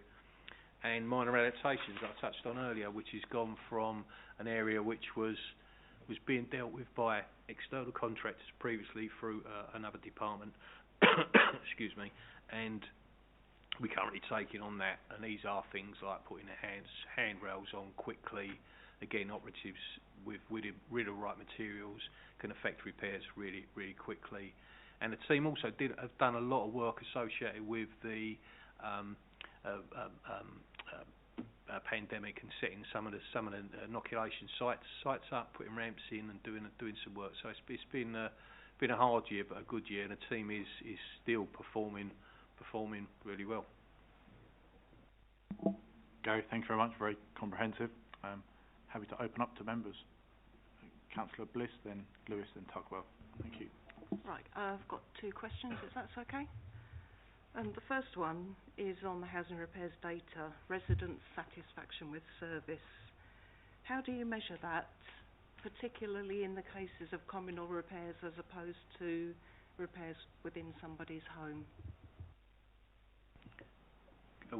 When a repair is completed, we get the update back at on our system, and our contacts, the repairs planning team within Liam's repairs area, then they phone tenants to assess has a job been done to meet their requirements. Generally, if we get warts and all. Sometimes it's no, the job wasn't done correctly, or I'm not happy, and then we obviously do a follow up. If the job's been done well, the operatives have performed correctly and how they've been trained to perform, then we get a positive feedback. So generally it's our own call. We make the call, but we take warts and all. Really, on the common areas, you got any common areas? We would only be able to do that if a reporting person has provided their name. Sometimes you'll get a report and someone won't put their name to it, so we won't do them, but generally it's better to actually talk to the residents who are involved, so it's their repair. They've got a vested interest in that repair, so we'd like to talk to them to see what their opinion is of that, and to see just on one other point there, we also, just to ensure that we take pre and post work photographs of works, which is comes into its own when we're possibly challenged over a repair not being done. Then we've got a pre-photograph of it completed, dated. So it's generally as Liam's saying, if we've got someone to call back and say, are you satisfied with the common area repair, we'll make that call. Can I just follow up on that just quickly? Yep. First? What sort of percentage would you say you managed to follow up on communal repairs? So we aim to, just on communal. Yeah. So I can't really give you a figure on communal as it's done based on those completions per day. So it would not necessarily be communals that they're all working on. It could all be, it'd be all manner of repairs. Thank you. The other question is sort of touching on what you were talking about a bit earlier. I mean, you say there's been an increase in the amount of repairs that are being done now. I just wondered if you can say that a lot of that is due to the lack of maintenance that's been going on over the past few years, for example, with roofs, wood not being treated, and that kind of thing. I think what I can say is there's been a number of issues with our plan programs have not been progressing. We are actively moving. There's a lot of money spent a number of years ago replacing kitchens, putting roofs on, and I think really we're now at the stage where things are starting to come to the end of their useful life. You can only maintain things for so long.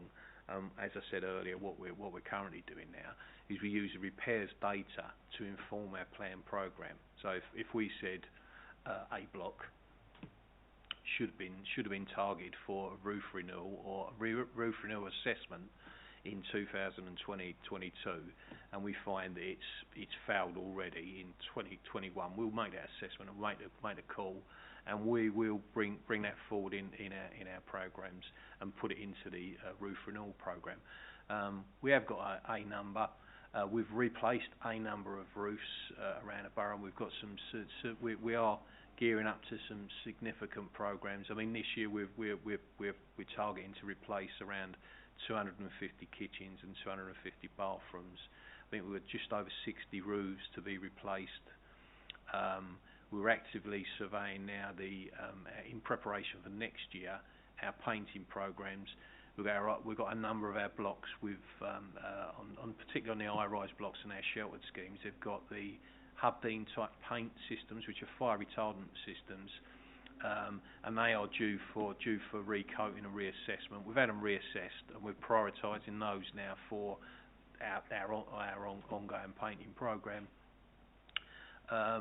We've got some proposals for the next couple of years to ramp up those programmes to get us to catch up with the backlog, and then once the backlog's cleared, we could drop it back down into a bit more of a steady state with a set planned regime matching our.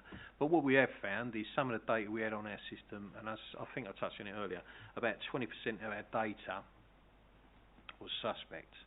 So we're assessing that data as we go. If we're going into a tenant's property and saying, yeah, okay, we thought it needed a new kitchen, but then our data's not right, and it was only changed 5 years ago. It's still current. Then we're having to assess that. So we don't want to build expectations up and waste money. So it's about trying to target our replacements for the best benefit of all, really. So we're working on those programs now. But we have got a little bit of a backlog, but we are dealing with it. Okay, thank you. Thank you, Councillor Lewis. Thank you, Chairman. It was a good presentation, Gary. Thank you very much. My comment was that Rod spoke about 33,000, and your report, and you spoke about 35 to 40,000. There's. Sorry, just microphone, please.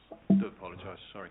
Yeah, we're expecting between 35 and 40,000 repairs this year. We have with people being indoors for a lot longer than last year, we have found that repairs requests have gone up. Some people, and we have recently had a little bit of I think it was I think in August we had a bit of a bow wave where people started to say, okay, we go out, we'll allow the repairs people to come in. That's sort of eased off a little bit, but generally that's our numbers. Rod's I think may have been referring to that's an old figure, 33,000, which has been floating around for quite some time. But ours are actual figures now, and I'm hoping that we don't hit the 40,000, but because that brings with it impacts on our budgets, generally resources, mobilising more contractors. So I would like to get back to 33,000 at some stage. And just to follow up on that, thank you for that. But it was I'm not amused because it's not funny, but people keep on talking about post-pandemic, and I hate to say it, but we're not post-pandemic. We are still very much in the middle of the pandemic, and it appears that actually numbers are going up, and we're about to hit a new wave.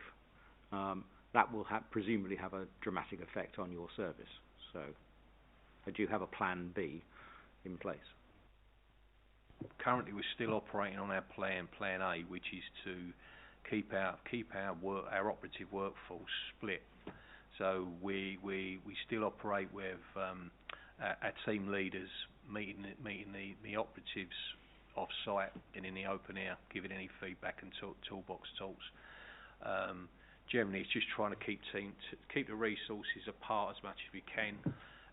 When Liam's repairs operative managers need to be in the office, then it's rotated. They're not all in at one time, because as you say, if we had an outbreak, then we have to isolate it. Will have a serious impact on the team. We just wouldn't be able to provide the service. So we are keeping at a distance. So we've applied the same measures to some of our other teams. Operating a rota basis, own working where it's possible. Generally, we are still working to those measures. Really, we've still got to be there, because we still have to provide a service when Mrs. Miggins or one of our tenants phone up and says they've got a problem. We need to be there, you know, to help. So that's how we're working, making sure that we're not all in one spot at any one time. Councillor Tuckwell. Thank you, Mr. Chairman, and thank you guys for a really good presentation. A couple of questions I've got is you talked about the operative productivity, and it's like 5 jobs a day. It can vary dependent on the type. Do you have any standard repair times that you measure people by?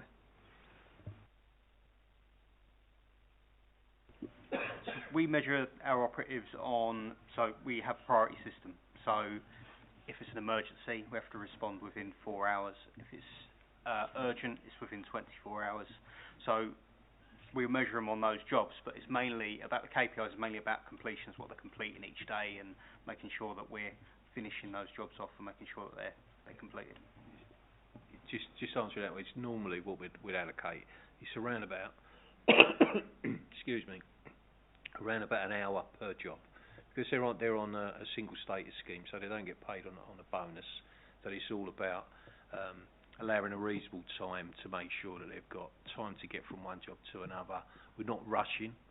So I'm expecting, and it goes right through the organisation, I expect the job to be done properly. They've got sufficient time to do the job properly, which is then reflects in our first time fix measure. So vans are all kitted out, ready for materials, you know, the tools they've got. So generally, it's an hour. When I first came here to review the team, our outputs were only about 4 years ago now, was about 1.5 jobs per operative, which was shocking. And we were doing a review to whether we to outsource a service or I'm a believer in our service, because it gives you that assurance that you can always cover. You can cover any eventuality because you've got your own 40 or 50 operatives. We deal with brilliantly on the out of hours service, you know, as experienced by colleague but this evening we can deal with any issue out of hours. We've got contractors on board who can pick up the slack and backlog.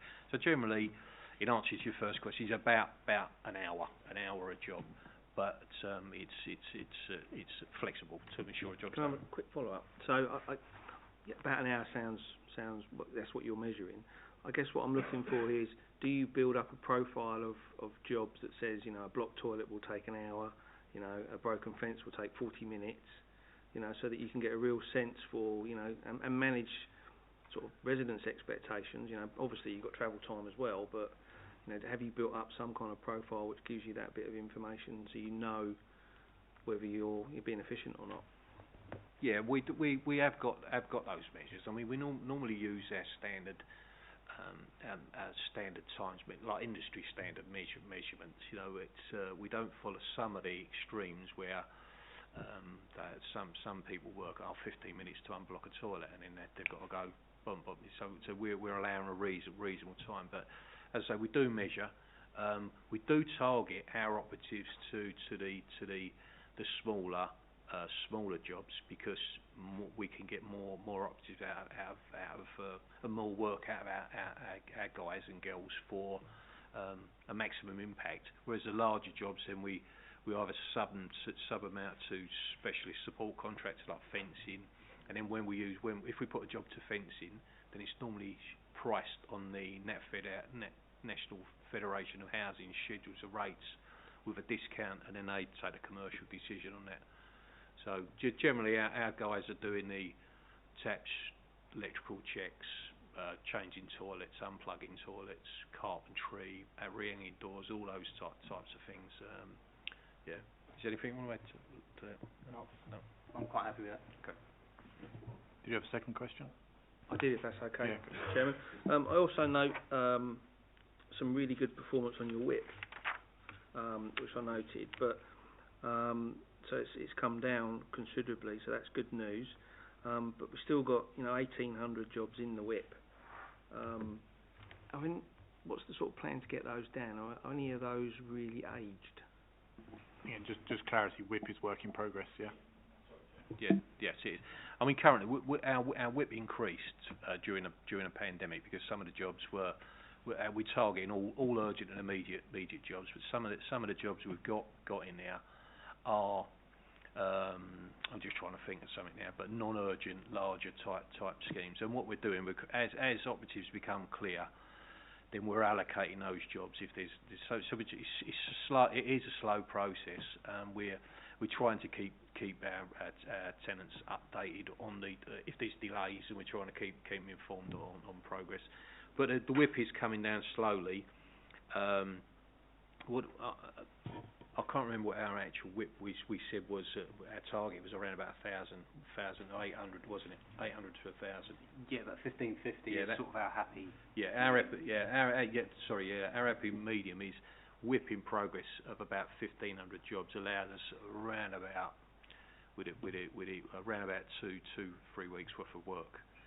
So that keeps us sort of, so we haven't got anyone sitting around. So we're getting jobs in, and we're still trying to clear the whip. Yeah. Thank you, Councillor Edgerton. Thank you, Gary, for that. It's always interesting to hear from you of your pride in your group.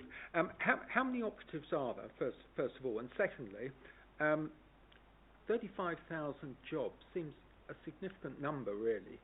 I'm not sure that I get somebody in to repair my house every 3 months or so.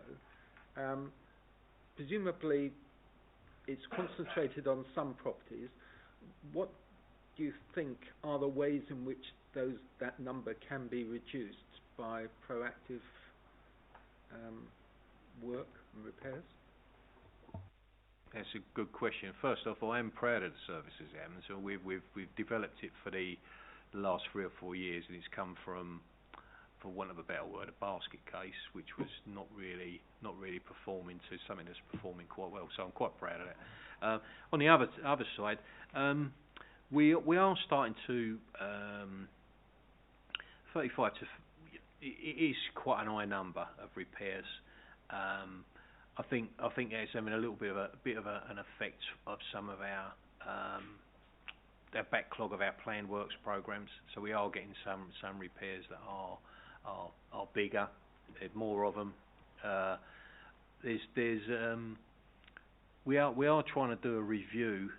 As I say, we do the analysis to say, look, where are these repairs? We did get. I'm trying to think of the estate name now. We do get a number of repairs on certain estates, which are currently under regeneration. They are quite a draw on our resources, and it's some of our other estates that need some more planned works. And hopefully once those planned works come in, that'll start to reduce the demand on the day-to-day repairs. And as I said earlier, they are starting to mobilise now. Once we get the kitchens and bathrooms being replaced, that'll stop a number of leaking taps, and doors have fell off. So generally, the aim is in the next, I'd have said probably in the next 2 years, we'll start to see a bit of a decline in a number of requests.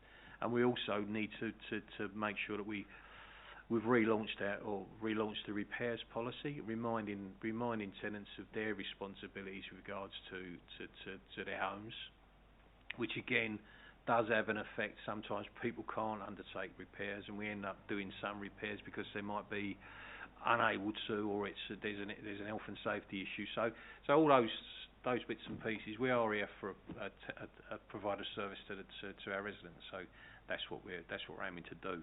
And I do hope in the next we start getting back to the 33,000 rods level and 30,000 repairs. So that's the aim. I think the other part was just around the size of the team. Yeah, size of the team. I do apologise. The size of the team is about 40. We've got 44 operatives. Correct me if I'm wrong, Liam. Yeah, 44 operatives and then management team. 44 operatives and management team, and it's set into two main task areas, north and south zones. And those teams, as I said earlier, they're interchangeable, but they work remotely from each other. So that's it. The operative, we've got four apprentices, 2 team leaders, and then we've got four back office planners. And what the planners do, they're like the chess masters, if you like. They're the repair comes in at the main contact centre or gets reported through IT, and then they just plan the work out to make sure the operative's got a full load, a full day on. Anyone else? Any other questions? No. Gary, just we talked there around planning the workload and managing the operatives. Who manages the communication with the resident? Normally the contact centre, the contact centre will take a call and confirm to the resident or tenant a repairs order number, so it's logged in the system. And they'd normally give an appointment date, which is set. Liam's team set appointments on the system.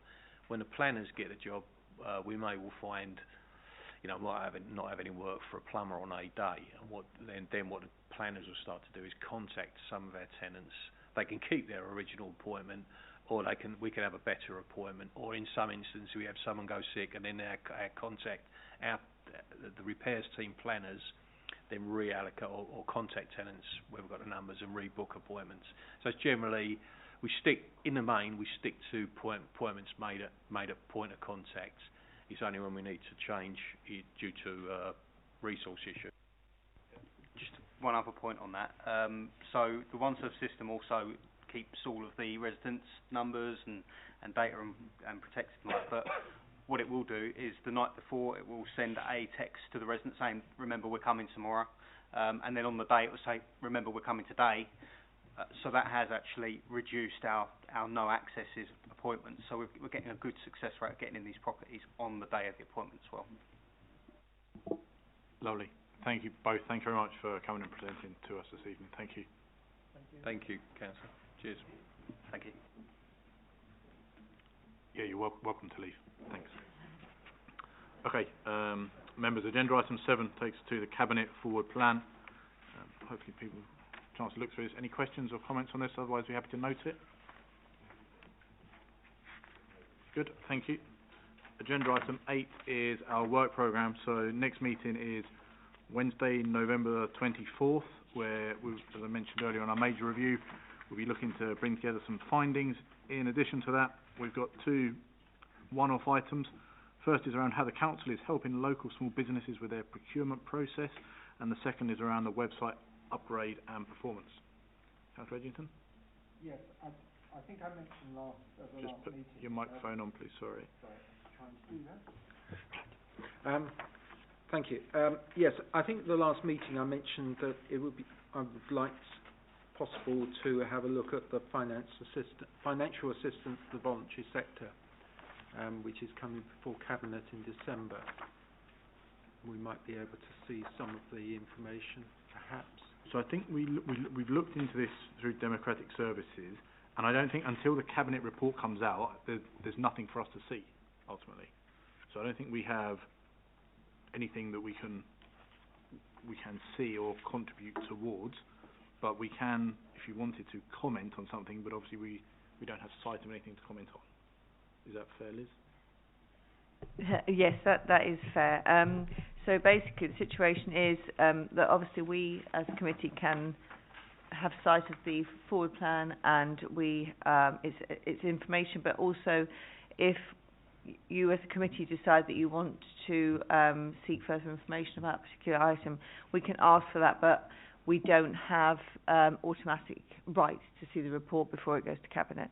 So it very much depends. We can request that if the committee will agree, but then it depends on officers whether they can actually prepare a draft report early enough for it to come to us prior to Cabinet, and it would also need the Cabinet member to agree that before it came to the Select Committee. So it's not quite as straightforward as that. Nothing's ever straightforward, is it, in life? I wonder whether it might be sensible for us, or possible for us at least to ask, and if we aren't able to, then perhaps to consider the report which was agreed last year, in terms of, because it hasn't changed a great deal from year to year. So we can ask the officer where they are with the report, if there's any start on it, what the thinking is. Yeah, but in a to a level that they're able to share. So I think, Liz, if we can ask Kevin Byrne on that, and then we'll see what his response is. Yes, that's fair. That's fine, Chairman. So would we ask him to potentially attend in November to present what he can, or to tell us about the previous year?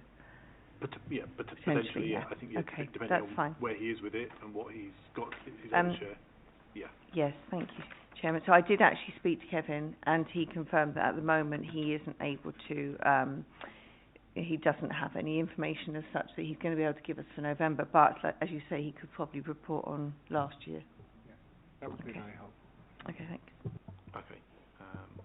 Yeah, and we can see. I know Kevin was with us on a previous review. Whether he presents it or whether we get something in writing, I think we take what we can, right? Yeah. Okay. Super. Thanks very much, everybody. Thank you for your time this evening. That concludes the meeting at 9:35.